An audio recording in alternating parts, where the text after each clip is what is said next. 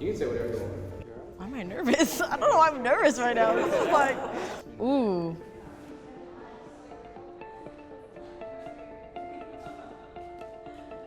My name is Patty, and I am pro-life.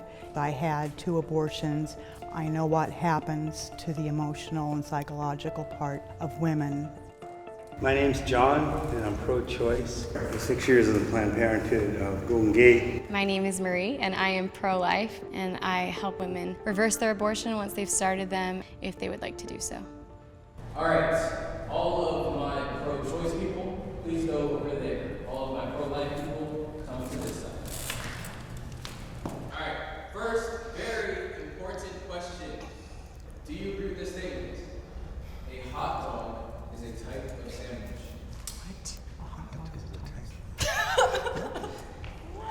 No, don't do it. Well, I'm the only one. Oh, well, a sandwich is just something between 2 pieces of bread, and that's what a hot dog is. Disagrees, come on in. I disagree because a sandwich is 2 pieces of bread, right? But a hot dog bun isn't 2 pieces of bread. Hot dog is its own thing. Just the way it's eaten is different. If you had a hot dog bun and you put like deli meats in there, would that be still a... Would it be a sandwich That would then? still be a hot dog though still, right? I mean, it's like, oh, okay. Are we going to solve world peace here? Yeah. Next statement. Sometimes I question my beliefs around abortion. Oh, right, we're supposed to start talking. Yeah, because you hear the Sure. other person's perspective and you're like, okay, that makes sense. Yeah, no, I think I question mine often because I could imagine that if I wasn't living my life based on my Christianity, I would want women to have that choice as well. All right, my disagreeers, come on in. I used to be a pro-life feminist. Really? Yes, until I had an abortion. Actually, I had 2. And after I realized what I had done, I knew I had made the biggest mistake in my life. I realized that it wasn't I shouldn't be taking the life of a child.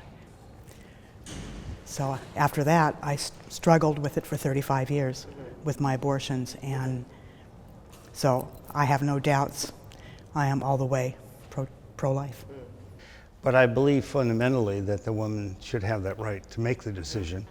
And I've never been anybody who's pro-abortion. Oftentimes they don't have good choices, and they're picking the lesser of the bad choices. Yeah, I just feel like I'm very certain of my views because I want to respect that everyone has that option. And I think that if you take that away, you endanger children more than if you allow them to make that choice for themselves. So.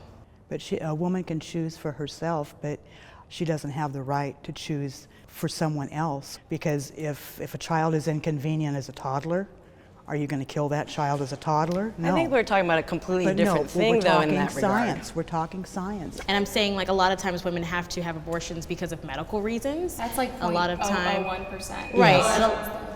Time? Oh, you got us. I know, right in the thick of it. Next prompt. I know someone who has had an abortion.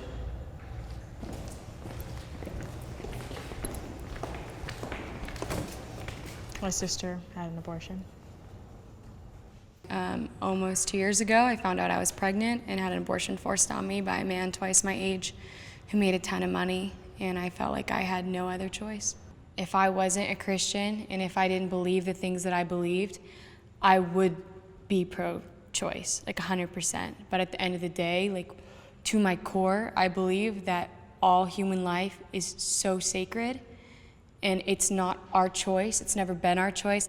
I realized that I shouldn't have had that choice because I was choosing life and death over another human being. It's taking a life. But I do understand, definitely understand where you guys came from. The only difference we have is when that fetus becomes a human life. If that's a human being, then my tonsils are human beings. I think there are answers That's a to scary that. gray area. And in the Bible, you did say, I don't know what part of Christianity, but Jesus says, before I formed you in your mother's womb, I knew you. Not a sparrow falls from the sky without my knowing. I feel like I really respect you and your faith. I respect that that's your feeling and that you all feel that way. But I also feel like one can feel that way regardless of the Bible, regardless of Christianity. It's one of those things that happens and has happened actually for decades, for a while, and people make that decision, and it is their decision. They make that decision for whatever reasons, I mean, again, you help people who have taken a pill first, then change their mind, and I think that's great. But if you have one and you feel regretful, then deal with it. If you have one you don't really feel regretful, or you feel like it really truly was the best decision for you, then that's what happens. And I just think we all know people like that, or I just don't feel like we have any right to force a particular way, and I think it's great to try to just be open, Next statement. I sometimes feel judged for my beliefs around abortion. I'm pretty judged around my beliefs. That's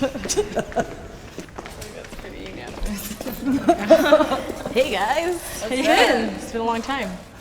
I think we all feel that way because it's an emotional, a very emotional topic.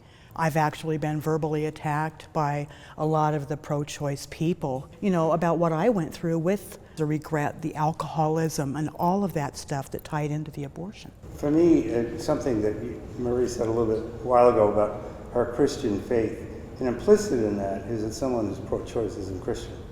I was raised a Roman Catholic. I consider myself a Christian. I don't believe that there's anything in Christianity, as I understand it, that requires me to believe that abortion is murder. I grew up in a Christian home. My mom's a pastor, but they also respect that. They know that it's my ultimate decision, and they know that what it is that I'm going to do, what I'm going to choose for my life, that they don't have control over, and that I am an adult. Sometimes in the argument between the two sides, there's a lack of respect for the fact that, I don't have to agree with you. You live your life the way that you want to, and I'll live it the way I want to, as long as you're not stopping.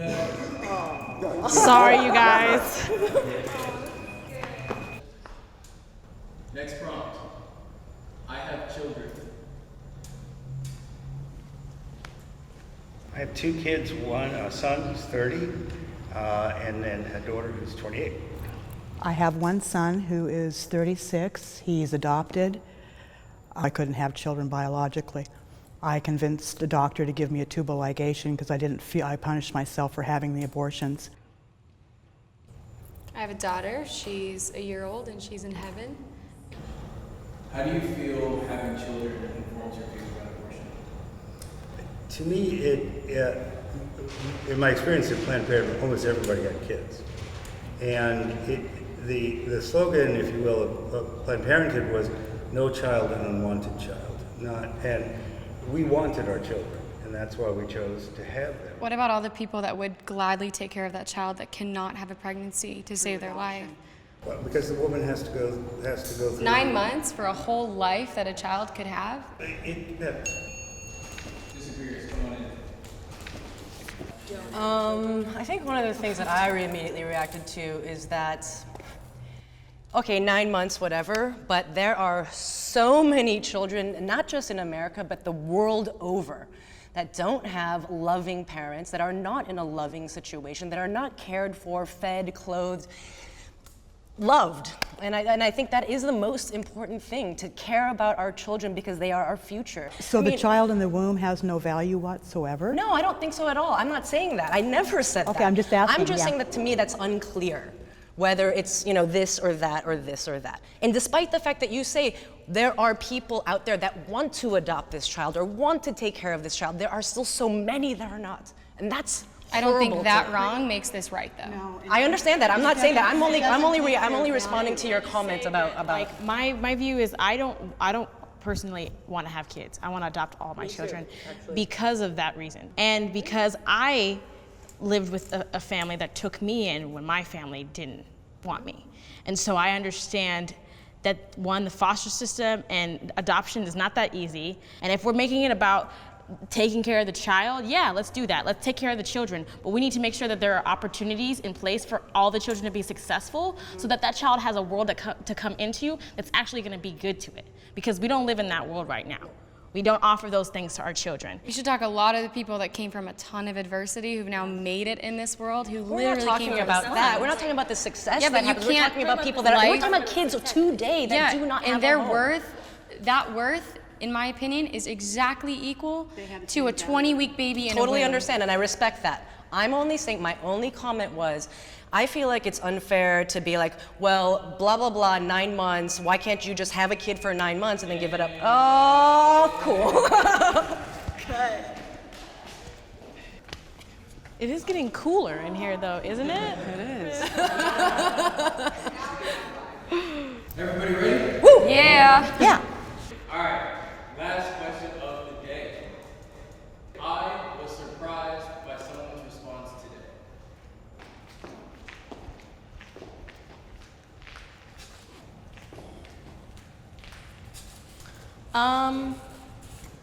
I wasn't expecting to hear some of the stories about people's lives and their experiences who've had abortions, and like I can only imagine the pain that is associated to making that decision, and I have a lot of compassion and sympathy for people who go through that.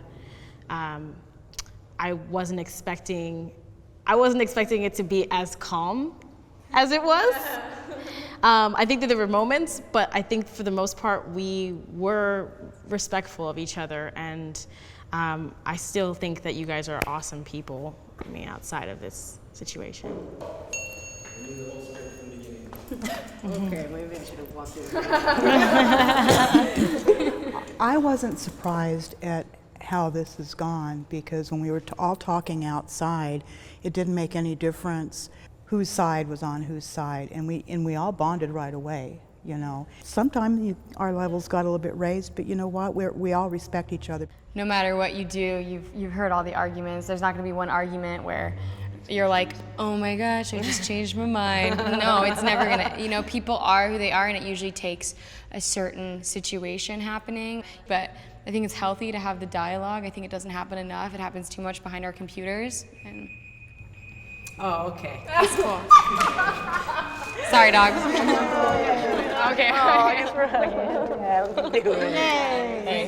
Great meeting you.